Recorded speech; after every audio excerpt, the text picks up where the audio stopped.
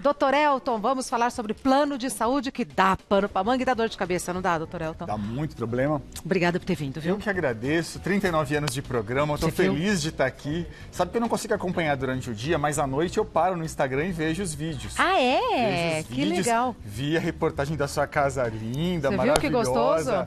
As cachorrinhas lá. O jardim gostoso. Jardim, maravilhoso. Também tem umas plantinhas lá em casa também. Tem uma ficus lirata dentro de casa que eu adoro. A minha morreu. Morreu, é mesmo? Juro, morreu, não deu conta, eu vou ter que trocar. É, ela vive tão bem dentro do ambiente de casa, Então eu não né? sei o que aconteceu na minha. A minha tá indo lá, tá bonita, tá bonita. Gosto dela, de ver ela todo dia. É bom ter planta em casa, né? É muito bom. Bora pro nosso canto, que tem uma planta ali, não é? Para fazer moldura com o Dr. Elton. Muito obrigada pelo carinho, obrigada por ter vindo, obrigada pelo vídeo. Imagina, eu que agradeço. Pedir para você ir lá no cantinho da planta, por gentileza. Vamos lá, vamos começar a esclarecer dúvidas aí. Porque plano de saúde pode ser... É fundamental ter plano de saúde, aliás? Eu penso que sim. A saúde no Brasil, infelizmente, a saúde pública, infelizmente, ainda não é eficiente, né? Ela ainda atende muito mal a população.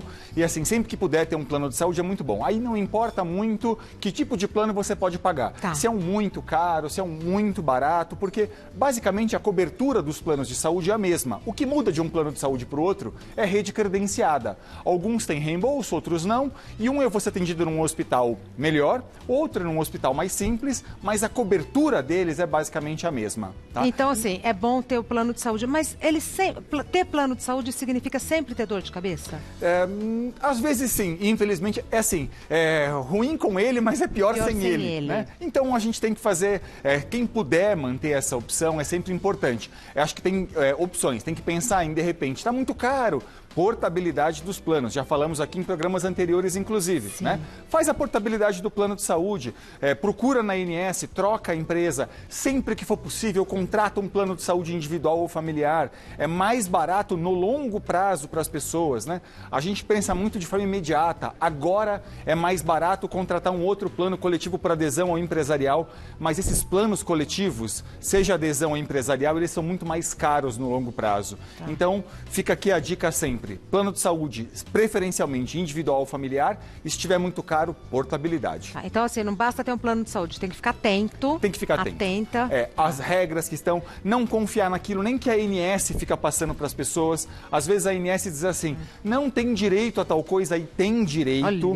Né? Isso, infelizmente, acontece muito. Então, assim, procura se informar. A internet, ela tem duas vias, né? Tem muita informação ruim, mas ao mesmo tempo também, se tem muita coisa dizendo que tem direito, vai atrás, porque de fato pode ter direito. Perfeito. Então vamos responder as perguntas do pessoal de casa. A Tatiana é a primeira que a gente responde. Preciso de um remédio para tratar o câncer que está registrado no Brasil, mas não está no rol da ANS e o plano negou. Você acha que é melhor brigar com o plano de saúde ou com o SUS? Pergunta ótima. Vem na linha do que a gente estava falando aqui. Veja só, então. O que eu recomendaria para a Tatiana? Eu recomendaria brigar com um plano de saúde sempre que tiver plano de saúde, claro. Porque o SUS é mal cumpridor de ordem judicial. Por exemplo, um caso como esse, vamos dizer que nos dois casos a justiça seja rápida e ela dê uma ordem judicial que a gente chama de liminar para a Tatiana. Isso às vezes se consegue em 48 horas. 2, 3 dias, 4 dias. É muito rápido se consegue uma ordem judicial. O SUS vai demorar certamente 30, 60, 90 dias para cumprir. Um plano de saúde, num caso como o da Tatiana, estou imaginando, uns 15 dias ela está com o medicamento na mão. Então, é muito possível que você consiga eliminar nos dois casos, mas o plano de saúde vai cumprir muito mais rapidamente e o plano de saúde não costuma atrasar. No mês seguinte, terá o medicamento. O SUS... E se o plano de saúde não cumprir, o juiz manda penhorar o dinheiro da conta. O SUS demora muito, é muito moroso e às vezes atrasa. Então, o que eu recomendaria para a Tatiana? Tendo plano de saúde para mim é sempre a primeira opção para processar. Perfeito. Tá? É plenamente possível nos dois casos, mas no plano é melhor. Perfeito. Próxima pergunta é enviada pela Iraci. O que preciso para exigir do SUS o fornecimento de um remédio? Quais são os meus direitos? Essa pergunta da Iraci é muito boa, porque recentemente o nosso Supremo Tribunal Federal estabeleceu algumas regras para que a gente possa acessar. Então disse ele o seguinte, o Supremo disse assim, todo cidadão tem direito a medicamento pelo SUS, mesmo que esse remédio não esteja naquela lista de medicamentos. Então, quer dizer, não importa quanto dinheiro cada um tenha, se está no SUS, se o SUS fornece esse medicamento, ele fornece para quem é rico e para quem é é pobre. Mas e quando não fornece, né? Que é o caso aqui, olha. E aí, Iraci, quando não fornece o remédio? Quando não fornece, eu tenho 3 critérios para exigir que o SUS possa me fornecer um remédio. Primeiro, eu não posso ter dinheiro, então, para pagar esse tratamento. Porque se eu tenho e o SUS, eu tenho que pagar. Segundo critério, esse remédio da Iraci tem que ter registro na Anvisa. A Anvisa tem que ter registrado no Brasil. E o terceiro critério é, a Iraci vai pedir que o médico dela faça uma declaração dizendo basicamente o seguinte, que não existe outro remédio que o SUS disponibilize para a população que possa atendê-lo. Tem que ser esse mesmo. Então, dizendo, não tem outro remédio, plenamente possível processar o SUS e conseguir. Então, tem direito? Tem direito. Desde que não tenha dinheiro para pagar o remédio e desde que, claro, esteja registro na Anvisa e que o médico ateste que não tem outro remédio possível para tratá-la. Que às vezes acontece. Às vezes é um único remédio. Às vezes é um único remédio. Às vezes a pessoa é alérgica, tem problemas com os outros e às vezes não existe mesmo. Infelizmente, ainda é muito limitado. Perfeito. Próxima pergunta é enviada pela Alberta. Minha mãe precisa de home care, que é o tratamento em casa, né? E o plano de saúde dela diz que ela não tem direito pelo contrato. Eles só mandam alguém para ajudar a fazer o curativo. Eles podem recusar o home care? Essa pergunta é muito boa da Alberta. Veja só, nenhum plano de saúde pode recusar a cobertura de home care para ninguém. Qual é o critério para se ter um home care? O único critério para se ter um home care é ter um plano que cubra internação. Então vamos lá. Ah, é? Se eu tenho um plano que cobre internação, vai cobrir? Tem que cobrir o home care. Ah, mas meu contrato, eu li, tá lá. Cláusula abusiva. Isso é muito pacífico na justiça de que é uma cláusula abusiva. Por quê? Porque o home care nada mais é do que internação na casa da pessoa. E outra, é mais barato para o plano de saúde, inclusive, cobrir a internação na casa. Porque uma diária de um hospital, muitas vezes, chega a custar R$5.000 só a diária de um hospital. Mas o home care não é muito complicado, não precisa de equipamento? Não... Precisa, e o plano de saúde vai ter que instalar tudo isso lá.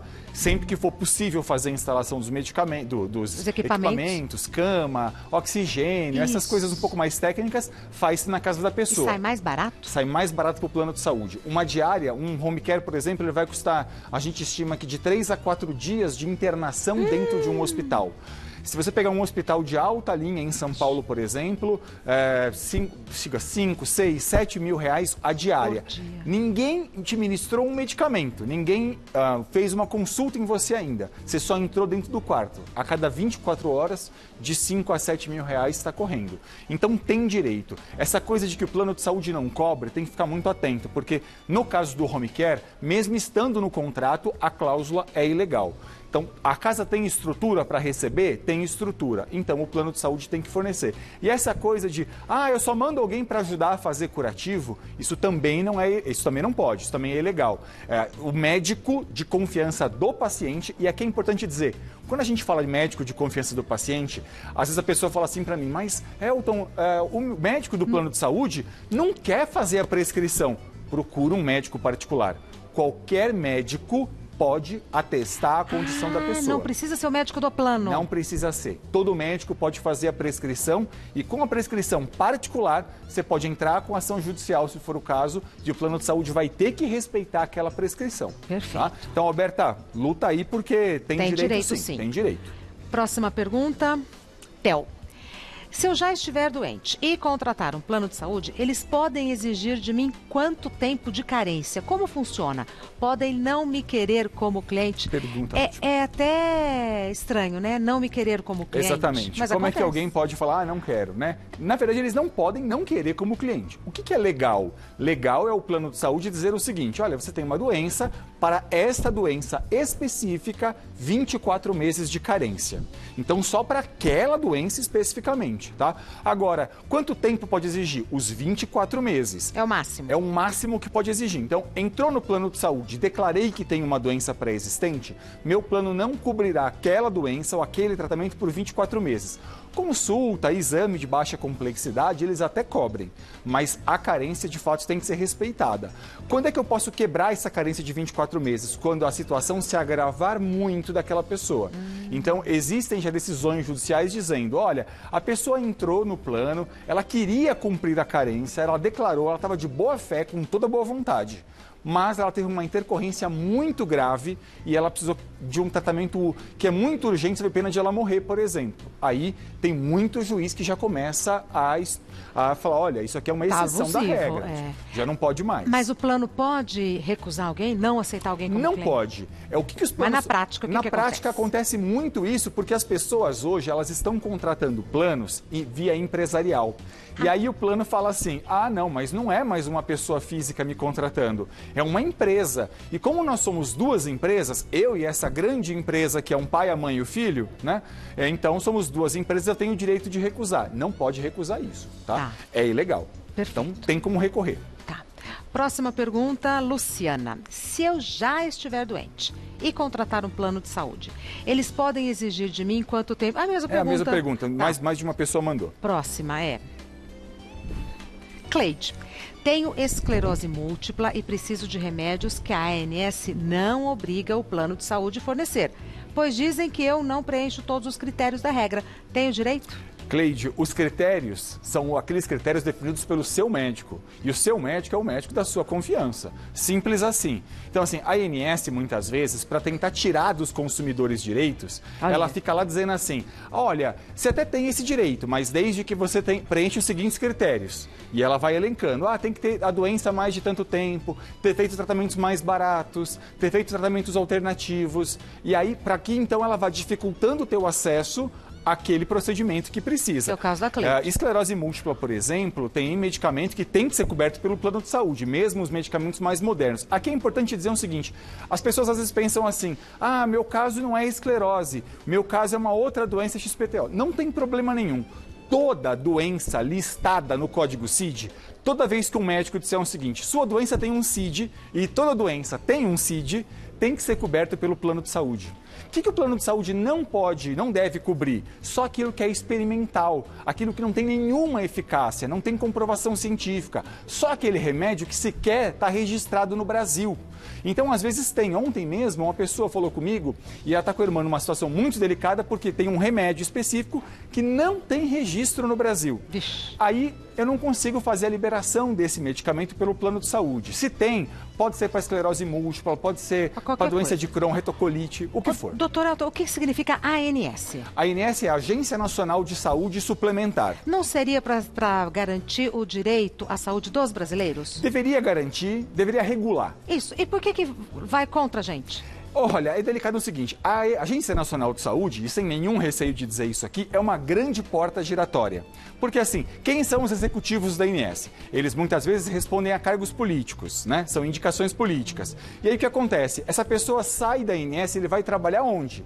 Na iniciativa privada. Ele vai para um hospital, para um plano de saúde, para a administradora de benefícios. Então é um grande ciclo vicioso, é uma porta giratória, como a gente diz. Essa pessoa sai da empresa privada, vai para a ANS. Sai da ANS, vai para a empresa privada. É muito difícil a gente conseguir mudar esse sistema por dentro dele ainda, infelizmente. Estamos perdidos. Estamos perdidos. Acho assim, a gente tem que repensar de fato o sistema, a população está muito, tem dificuldades. À mercê. Não é que a ANS não faça nada, mas infelizmente assim, tem deixa muito falhas. A desejar. Muitas falhas. Tem muita coisa para ser feita. Vamos continuar. Rita. Fiz meu plano de saúde, mas descobri dias depois que eu já estava grávida. Será que consigo fazer meu plano de saúde cobrir o parto? Se eu incluir o meu bebê no plano, ele terá carência? Pergunta ótima da Rita. Bom, Rita, é o seguinte, carência para parto é uma carência de 300 dias. Então, se eu entrei no plano de saúde e descobri que já estava grávida, fiz meu plano, mas descobri dias depois que estava grávida, provavelmente não cobrirá o parto. Porque 9 meses de gestação, 300 dias de carência, a regra está querendo o seguinte, entre primeiro no plano, depois engravida. Essa aqui é a regra mais ou menos. Agora, tem uma exceção a isso. Se o parto for de urgência, declarado pelo médico, porque tem um problema para a gestante ou para o bebê, se o médico declarar isto, sim, aí a carência se reduz.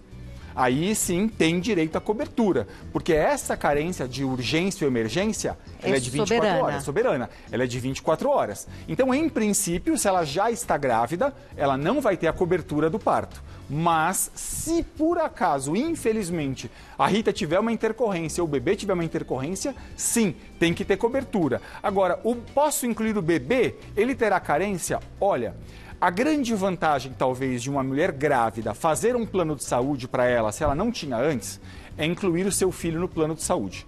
Porque a criança que é incluída no plano, dentro dos 30 primeiros dias de vida, não tem carência. Então, não importa aquilo que aconteça. Então, vamos pensar, por exemplo, vamos pensar numa situação de uma pessoa que está em casa, que recebeu um diagnóstico de que tem uma gestação complicada, que essa criança vai nascer inspirando uma série de cuidados. Perfeito. Se ela fizer um plano de saúde para ela hoje, grávida ainda, e quando essa criança... tem direito. O bebê tem direito de ser incluído. Ela tem que contratar um plano com obstetrícia. Sim. Mas eu não vou cobrir meu parto, não tem problema. Contrata com obstetrícia para o bebê. Nasceu a criança, inclui no plano de saúde, tudo que a criança precisar terá a cobertura normal.